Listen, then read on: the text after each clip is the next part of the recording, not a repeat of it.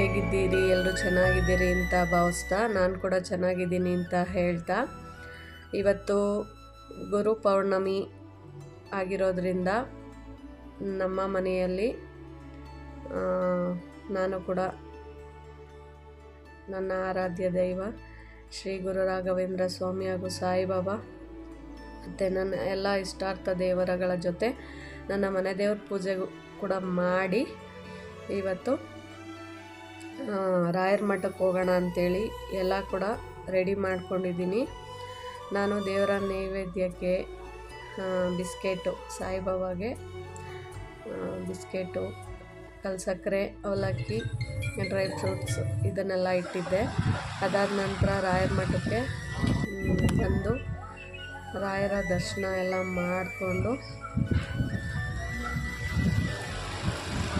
ಮತ್ತೆ ಹೊರಗಡೆ ಎಲ್ಲ ಬಂದು ಮತ್ತೆ ಇನ್ನೊಂದು ಸರಿ ರಾಯರನ್ನ ನೋಡಬೇಕು ಅಂತ ಇಷ್ಟ ಆಯಿತು. ಜನ ಕಮ್ಮಿ ಇದ್ದರು, ಆಗೋಗಿ ಒಂದೆರಡು ಫೋಟೋ ತೊಗೊಂಡು ಮತ್ತು ವಿಡಿಯೋ ಒಂದು ಸ್ವಲ್ಪ ಕ್ಯಾಪ್ಚರ್ ಮಾಡಿಕೊಂಡೆ. ಜಾಸ್ತಿ ಜನ ಇದ್ದಿದ್ದರಿಂದ ವಿಡಿಯೋ ಕ್ಯಾಪ್ಚರ್ ಮಾಡೋದಕ್ಕೆ ಬಿಡ್ತಾ ಇರಲಿಲ್ಲ, ಆದರೂ ಬಿಡಲಿಲ್ಲ, ನೀಟಾಗಿ ಬರಲಿಲ್ಲ ಅಂತ ಹೋಗಿ ನೋಡಿ ರಾಯರದು ಫೋಟೋ ತಗೊಂಡೆ. ಇದು ಮಧ್ವಾಚಾರ್ಯರ ಧ್ಯಾನ ಮಂದಿರ. ರಾಯರ ಪೂಜೆ ಗುರು ಪೌರ್ಣಮಿ ಪ್ರಯುಕ್ತ ಮಾಡಿದರು. ಅಲ್ಲೂ ಸ್ವಲ್ಪ ಹೊತ್ತು ಕೂತ್ಕೊಂಡು ಸ್ವಲ್ಪ ಹೊತ್ತು ಧ್ಯಾನ ಮಾಡಿ ಅದಾದ ನಂತರ ತೀರ್ಥ ಪ್ರಸಾದ ಎಲ್ಲ ಕೊಡ್ತಾಯಿದ್ರು. ಯಾಕೋ ಸ್ವಲ್ಪ ಗುರುಗಳು ಜನ ಜಾಸ್ತಿ ಇದ್ದಿದ್ದರಿಂದ ಬನ್ರಮ್ಮ ಈ ಕಡೆ ಬನ್ರಮ್ಮ ಅಂತಿದ್ರು. ಆಮೇಲೆ ನಾನು ವೀಡಿಯೋ ಮಾಡ್ಕೊಳ್ಳೋದು ನೋಡಿ ಬೈತಾರೆ ಅಂದ್ಬಿಟ್ಟು ಇದು ಮಾಡ್ತಾಯಿದ್ದೆ. ಆದರೂ ಮಂತ್ರಾಕ್ಷತೆ ಎರಡೆರಡೆ ಕಾಲು ಕೊಟ್ಟರು. ಆಯಿತು ಭಗವಂತನ ಪ್ರಸಾದ ಅಂತೇಳಿ ಇಸ್ಕೊಂಡು ಬಂದೆ. ತೀರ್ಥ ಇಲ್ಲಿ ಇಸ್ಕೊಂಡು ಮಂತ್ರಾಕ್ಷತೆ ಕೂಡ ಕೊಟ್ಟರು, ಅದು ಕೂಡ ತಗೊಂಡು ಇಲ್ಲಿ ಪಂಚಾಮೃತ ಕೊಡ್ತಾಯಿದ್ರು, ಅದು ಕೂಡ ತಗೊಂಡು ಪಂಚಾಮೃತ ಅಲ್ಲ, ಹಾಲು ಸಕ್ಕರೆ ತುಳಸಿ ದಳ ಕೊಟ್ಟರು.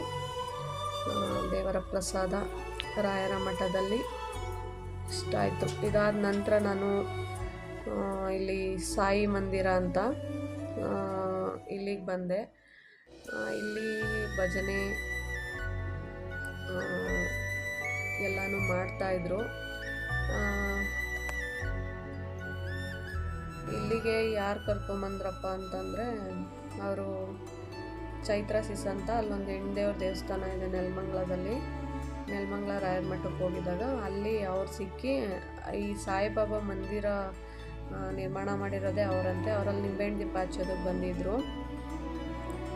ಅವರು ಈ ಥರ ಅಲ್ಲಿನ ಹೆಣ್ದೇವ್ರ ಪುರೋಹಿತರಿಗೆ ಹೇಳ್ತಾಯಿದ್ರು. ನಾನು ಹಿಂದೆ ತಿರುಗಿ ನೋಡಿದೆ, ಇಲ್ಲಿದೆ ಸಾಯಿಬಾಬಾ ಟೆಂಪಲ್ ನೆಲಮಂಗಲದಲ್ಲಿ ಅಂದಾಗ ಅವಾಗ ಪಾಪ ಕರ್ಕೊಂಡೋಗಿ ತೋರಿಸಿದ್ರು. ಆಮೇಲೆ ನಾನು ಹೋದೆ. ನೋಡಿ ನಾನು ಹೋಗಿ ನಮ್ಮ ಪಾಪ ನನ್ನನ್ನು ಕರೆದ್ರು, ಬನ್ನಿ ಇಲ್ಲಿ ನಿಮಗೂ ಒಂದು ಶೀಟ್ ಕೊಡ್ತೀನಿ ಅಂದ್ಬಿಟ್ಟು ಭಜನೆ ಮಾಡೋದಕ್ಕೆ. ಬೆಳಗ್ಗೆ ಈ ಸಾರಿ ಹಾಕ್ಕೊಂಡು ಹೋಗಿದ್ದೆ. ಆ ಶೀಟ್ ಇಸ್ಕೊಂಬಂದು ನಾನು ಕೂಡ ಅವ್ರ ಜೊತೆ ಎಲ್ಲರ ಜೊತೆ ನಾನು ಕೂಡ ಭಜನೆ ಮಾಡೋದಕ್ಕೆ ಶುರು ಮಾಡಿದ್ವಿ. ಆಮೇಲೆ ನಮ್ಮ ಪಕ್ಕದವರು ಹೋಗಿ ಇಸ್ಕೊಂಬಂದರು ಶೀಟ್ಸು. ಪಾಪ ಅವರೆಲ್ಲ ಹಾಡ್ತಿದ್ರು, ನಾವು ಓದೋರ್ಗು ಪಾಪ ಕೊಟ್ಟು ನಮಗೂ ಕೂಡ ಭಜನೆ ಮಾಡೋದಕ್ಕೆ ಸಹಾಯ ಮಾಡಿಕೊಟ್ರು. ಆ ಸಾಯಿನಾಥನ ಮಂದಿರದಲ್ಲಿ ನೋಡಿ ಎಷ್ಟು ಪ್ರೀತಿ ಪಾತ್ರ ಭಕ್ತರಿದ್ದಾರೆ ಅಂತ ತುಂಬಾ ಖುಷಿ ಆಯಿತು.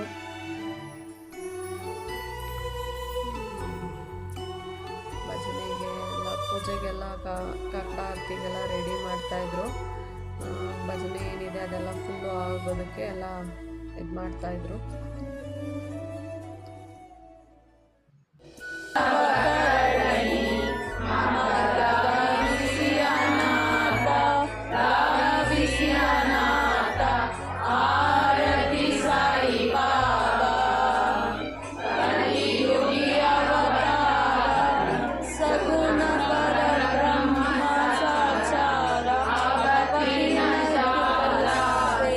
Swami Ratha Vidam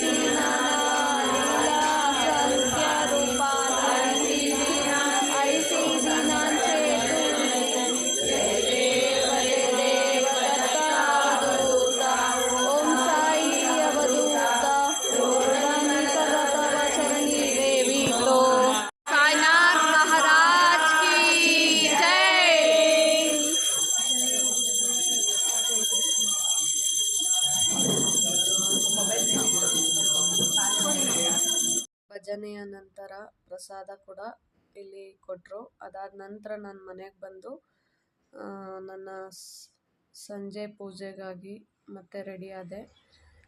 ಸಂಜೆ ಪೂಜೆಗೆ ಎಲ್ಲ ರೆಡಿ ಮಾಡಿಕೊಂಡು ಪೂಜೆನೂ ಮುಗಿಸಿದ್ದೀನಿ.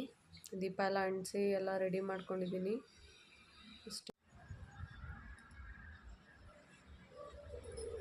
ಹಾಯ್, ಈಗ ಈವ್ನಿಂಗ್ ಸಂಜೆ ವ್ಲಾಗ್ಸ್ಗೆ ನಿಮ್ಮನ್ನೆಲ್ಲ ಕರ್ಕೊಂಡ್ಬರ್ತಾ ಇದ್ದೀನಿ. ಬೆಳಗ್ಗೆಯಿಂದ ಇವತ್ತು ಗುರು ಪೌರ್ಣಮಿ ಇದ್ದಿದ್ದರಿಂದ ದೇವಸ್ಥಾನಕ್ಕೆಲ್ಲ ಹೋಗ್ಬಂದು ಪೂಜೆಗಳೆಲ್ಲ ಮಾಡಿ ಮುಗಿಸಿದ್ದೀನಿ. ಈಗ ಕರೆಂಟ್ ಇಲ್ಲ. ಮುಂದೆ ಏನು ಮಾಡಬೇಕು, ಗಿಣ್ಣು ಮಾಡೋದಕ್ಕೆ ಹಾಲು ತಂದಿಟ್ಟಿದ್ದಾರೆ ನಮ್ಮ ಮನೆಯವರು ಗುರು ಪೌರ್ಣಮಿ ಪ್ರಯುಕ್ತ. ಅದೆಲ್ಲ ಮಾಡೋದು, ಕರೆಂಟ್ ಬಂದರೆ ಈಗ ಮಾಡೋದು, ಇಲ್ಲ ಅಂದರೆ ಅವಲಕ್ಕಿ ಕಲ್ಸಕ್ಕರೆ ಇದೆಲ್ಲ ನೈವೇದ್ಯವಾಗಿ ಇಟ್ಟಿದ್ದೀನಿ. ಕರೆಂಟ್ ಬಂದರೆ ನೈಟ್ ಮಾಡಿ ನೈವೇದ್ಯ ಪೂಜೆ ಮಾಡಿದ್ದೀನಿ, ನೈವೇದ್ಯಕ್ಕೆ ಪ್ರಸಾದ ಮಾಡಿ ಇಡ್ತೀನಿ. ಇಲ್ಲ ಅಂದರೆ ನೋಡಬೇಕು, ಬೆಳಗ್ಗೆ ಮಾಡಬೇಕಾಗುತ್ತೆ. ಕರೆಂಟ್ ಯಾಕೋ ಇಲ್ಲಿ ಸ್ವಲ್ಪ ಸಮಸ್ಯೆ ಆಗಿದೆ ಹೆಂಗೇನಂತೆ. ಮತ್ತು ಊಟಕ್ಕೆ ಏನಾದರೂ ಅವರೆಕಾಳು ಸಪ್ಪೆಸರು ಮಾಡೋಣ ಅಂತ ಅಂದ್ಕೊಂಡಿದ್ದೀನಿ. ನೋಡೋಣ ಏನು ತಿಂತಾರೆ ಕೇಳಿಬಿಟ್ಟು ಮನೆಯವ್ರನ್ನ ಏನು ಮಾಡೋದು ಅಂತ. ಇವಾಗ ಏನೇನಾಗುತ್ತೆ ಅದೆಲ್ಲ ಇವಾಗಿನ ಇದ್ರಲ್ಲಿ ತೋರಿಸ್ಕೊತೀನಿ ಬನ್ನಿ ನೋಡೋಣ.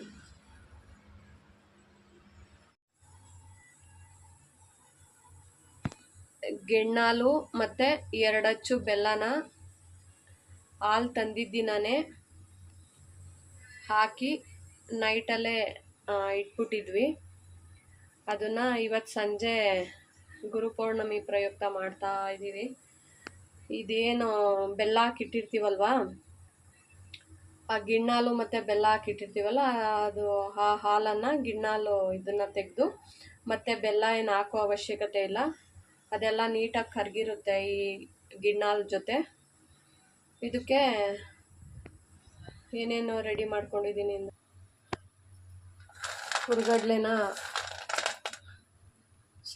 ಕಡಲೆ ಬೀಜನ ಹುರಿದು ಉಪ್ಪು ಮಾಡಿ ಇಟ್ಕೊಂಡಿದ್ದೀನಿ. ಆಮೇಲೆ ಕೊಬ್ಬರಿ ತುರಿ ಅರ್ಧ ಹೋಳಲ್ಲಿ ಒಂದು ಅರ್ಧ ಹೋಳಷ್ಟು ಕೊಬ್ಬರಿ ತುರಿ ತುರಿದಿಟ್ಕೊಂಡು, ಒಂದು ಬಾಣಲಿಯಲ್ಲಿ ರವೆನ ಕೆಂಪಾಳ ಹುರಿದಿಟ್ಕೊಂಡಿದ್ದೀನಿ. ಇದು ಚೆನ್ನಾಗೆ ಕುದಿ ಬರಬೇಕು. ಆ ಸಮಯದಲ್ಲಿ ಎಲ್ಲನೂ ಹಾಕ್ತಾ ಹೋಗಬೇಕು.